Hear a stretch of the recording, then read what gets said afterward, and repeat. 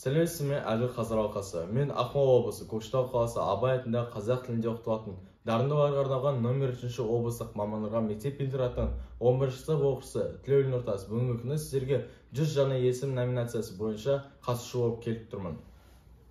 Жобамның тұлғасы ретінде Жамбыл Дулатова, Ақмола облысының денсаулық сақтау басқармасының жанындағы көп бейінді облыстық аурухананың хирург дәрігері және профессорын алған болатынмын.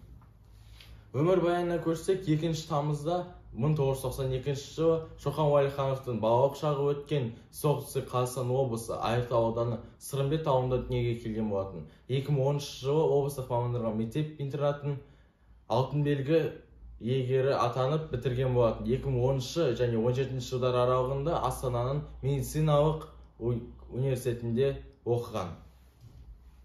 Алғашқы жетістіктері мектеп кезінен көрінеді. Яғни, ол 21 ғасырдың көшбасшы зияткерлік конкурсының диплом иегері. Облыстық пәндер олимпиадасында биология пәнінен 2 орынға ие болған.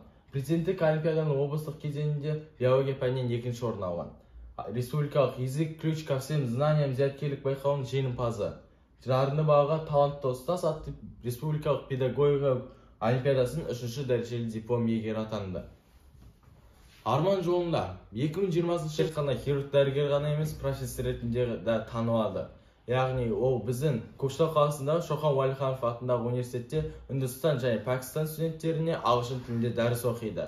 Жоғарғы медициналық колледжінде практикалық сабақтар өткізеді.